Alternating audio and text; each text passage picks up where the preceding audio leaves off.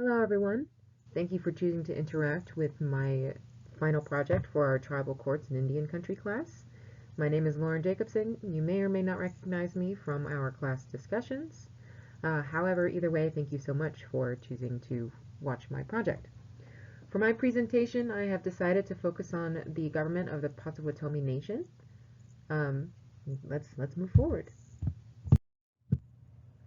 Over the course of this presentation, we will cover an introduction to the Potawatomi people, the Council of Fire and collaborative tribal support previous to settler contact, trading with French settlers and post-settler contact political systems, the first treaty with the Potawatomi in 1828, changes in citizenship and territory, the Indian Removal Act of 1830 and its effect on the people of the Potawatomi, the second treaty with the Potawatomi in 1861, and finally, the modern political institution of the Potawatomi Nation, as well as the different branches of government that make up the modern government system currently in place.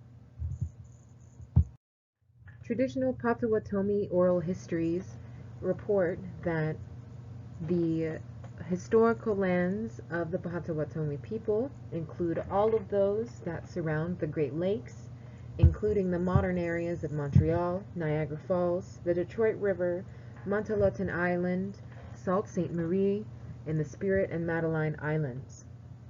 They are now currently located and headquartered in Kansas, but citizens are spread across the United States and even the globe.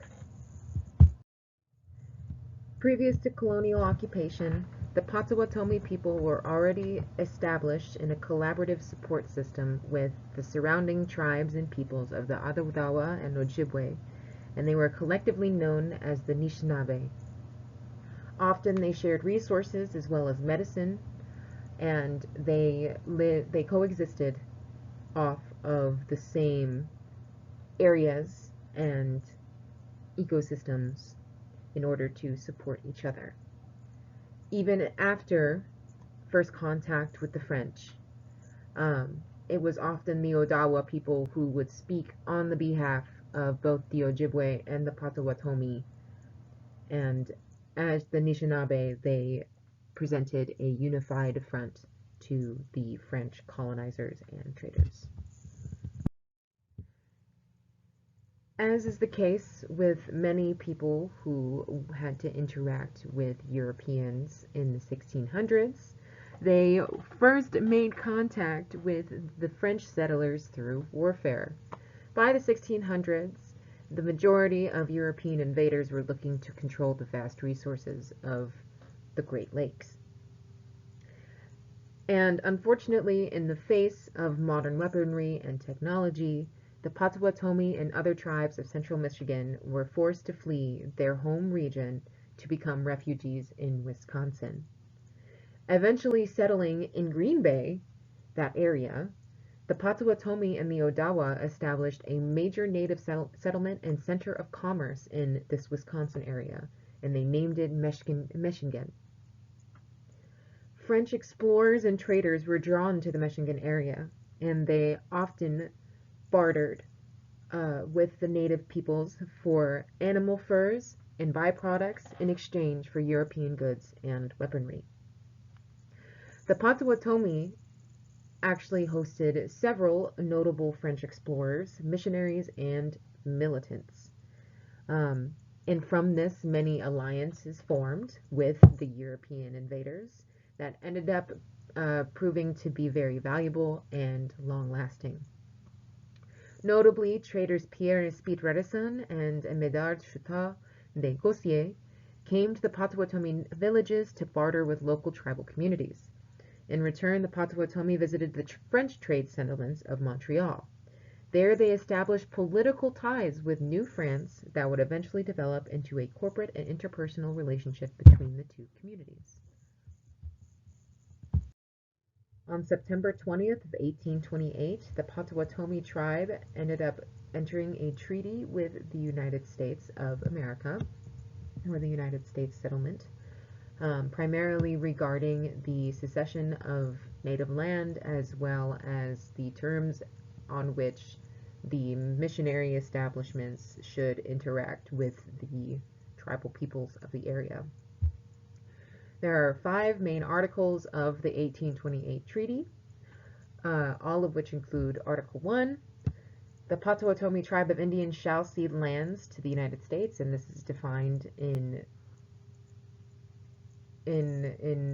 describing landmark boundaries rather than specific acreage or mileage. Article 2, the United States shall grant an annuity equating to thousands of sums of money as well as goods to the value of $30,000 to the Potawatomi tribe in exchange for signing this treaty and following the terms of this document. Article 3 dictates the portioning of land amongst the Potawatomi people themselves, stating that specific areas would be designated to listed tribal persons in the treaty, as well as their descendants. Article 4 dictates that the missionary establishment in the area will not be politically associated with the tribes, even though they occupy the same vicinity. It is outwardly telling the tribes and the missionaries that they cannot team up with each other against the United States at any time or in United States settlements. And Article 5.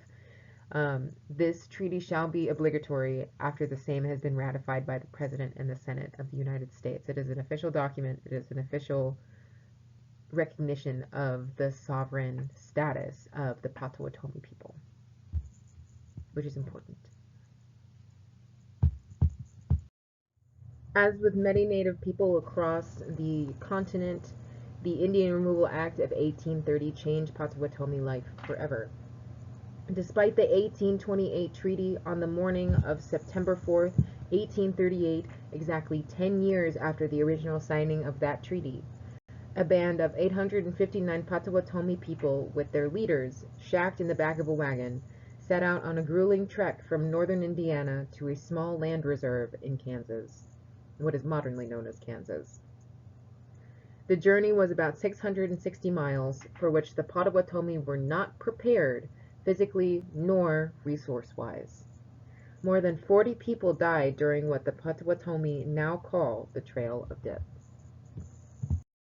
Just under 30 years after the Trail of Death, a second treaty was signed between the Potawatomi people and the United States government in 1861.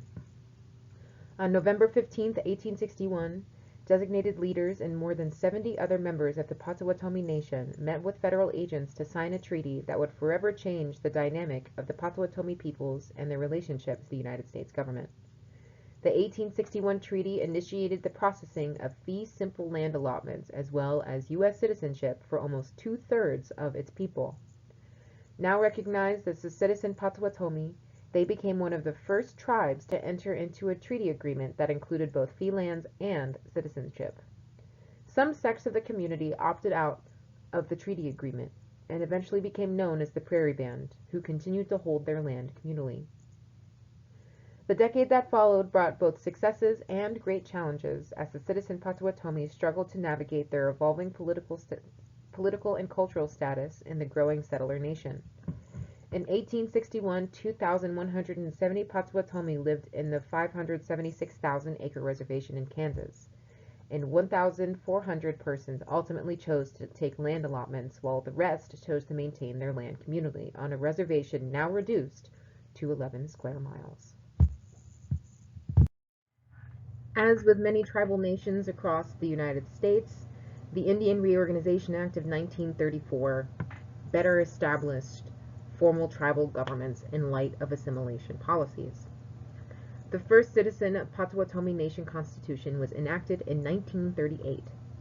It was based upon a template constitution provided to many tribes as a result of the Oklahoma Indian Welfare Act.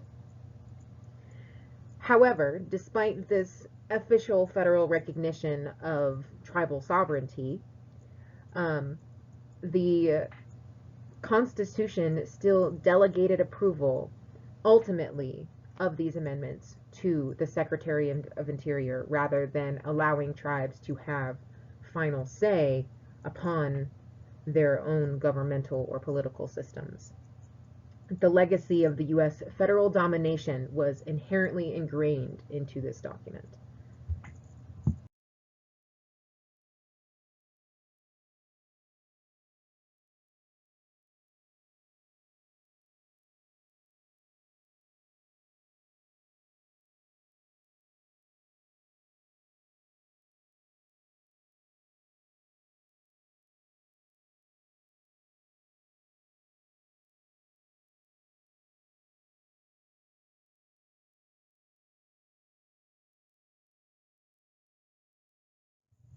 Previous to 2007, the 1938 Constitution established that the tribal authoritative body responsible for passing laws and conducting business on the behalf of the tribe was a 5-member business committee consisting of a tribal chairman, vice chairman, secretary/treasurer, and 2 committee members, elected from the local tribal community.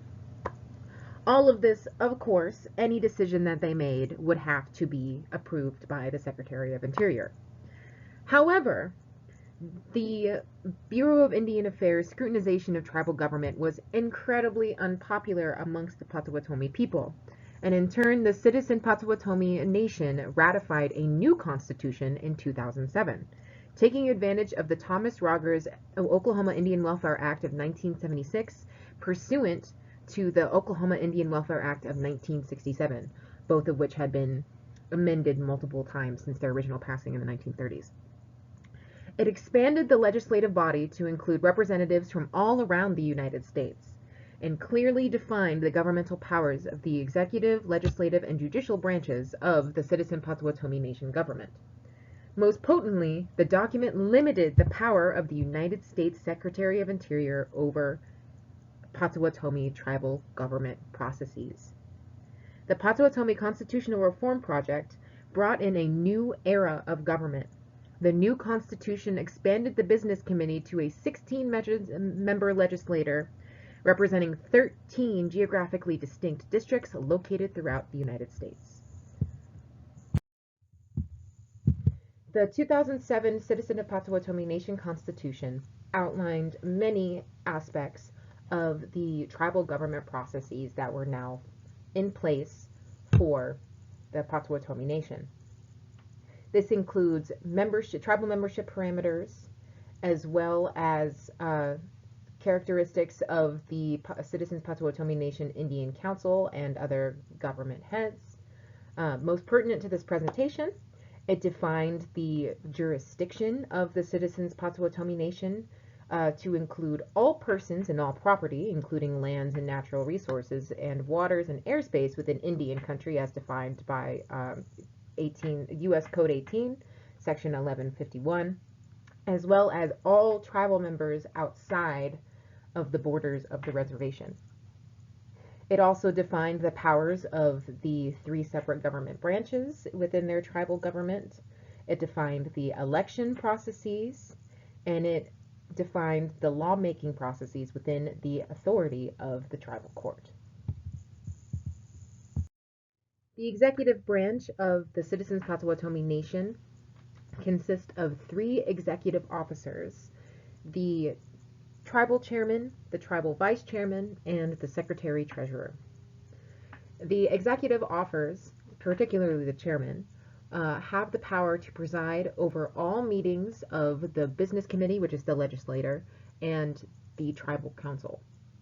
The role of the chairman is to make sure that all of the laws of the tribe are faithfully enforced, and he has a general supervision of the affairs of the council and overall tribal affairs. They serve 4-year terms, and they are elected into office. And the executive officers are the primary record keepers of governmental affairs within the Citizens Potawatomi Nation. The legislative branch of the Citizens Potawatomi Nation is known as the Business Committee, and all of their general powers are outlined and delegated to them by the tribal constitution. The Business Committee is made up of 5 legislators elected from the Oklahoma district, as well as 8 legislators elected from the 13 other legislative districts across the United States. The tribal constitution limits the ability of the legislator to act on behalf of the tribe, except by resolution or ordinance, again, as written by the Constitution, thereby preserving the power of the executive officers to manage the day-to-day affairs of the tribes. It limits their power to pass legislation that specifically entails day-to-day activities of the tribes, again, reserving them for the executive branch so that they have some sort of checks and balances power. However, authority reserved only for the legislators do include the ability to manage tribal funds, create tribal employment positions, departments, or contracts on the behalf of the tribe. The power to hire legal counsel for the tribe is also reserved for the legislator. So the legislative branch, the business committee, handles the economic affairs of the citizen Potawatomi Nation overall. The third branch of the citizen Potawatomi Nation government, and most pertinent to this course, is the judicial branch. The Citizen Potawatomi Nation Tribal Court is designed to support the enforcement of tribal laws, the protection of civilian rights, civil rights, and justices, and the protection of tribal sovereignty overall. The tribal court consists of a Supreme Court with 7 justices, as well as several minor courts, inferior courts, that handle more district-specific cases. The Citizen Potawatomi Nation Tribal Court has jurisdiction over civil, misdemeanor criminal, Indian child welfare custody matters, and juvenile matters. All of the powers that are granted to the court have been detailed in the CPN 2007 Constitution, and one of these powers, along with the jurisdictional power to handle the affairs of citizens, is to check the power of the legislative or executive branches, in that they may rule legislation or laws passed as unconstitutional as outlined by federal statutes. They have the authority to declare legislation as void, as well as to issue injunctive relief. To further detail the affairs of the tribal court, the Supreme Court is headquartered in Oklahoma, and there are 3 district courts that all lead to the Supreme Court. As stated before, the tribal court has jurisdiction over custody matters, over civil matters, misdemeanor criminal matters, as well as juvenile matters. Listed on the slide are some examples of the kind of paperwork you can file with your local district court if you are a Potawatomi citizen. Again, these include civil cases such as complaints, as well as name changes, custody cases that regard guardianship, child custody, petition for paternity and custody, parental visitation, grandparents visitation. It seems that the Indian Child Welfare Act is a very large part of the court proceedings of the CPN tribal court specifically. And the requirements to serve on the court: first off, you shall serve a 6-year term if you are elected. But in order to actually qualify to be elected on the court, you need to have a notarized advocate's oath. You have had to have passed the Oklahoma Bar. You have to have a letter of good standing from the Oklahoma Bar Association. You need to pay a $50 fee to the tribal court, and you must be a citizen of the Potawatomi Nation alone. You cannot be a citizen of any other Native American tribe. After reviewing the history of the citizen Potawatomi Nation and its modern tribal court and governmental systems, it is evident how important tribal sovereignty is for the maintenance and proceedings of the citizen Potawatomi Nation in general, historically. They have always made an effort to establish themselves as an equal authority to uh, settler nations that are interacting with them on a state-to-state basis or relationship. And it is evident through the reamping of their constitution in 2007 that they are very resistant to the invasion of the Bureau of Indian Affairs and the Department of Interior in their private internal affairs, including specifically for the tribal court.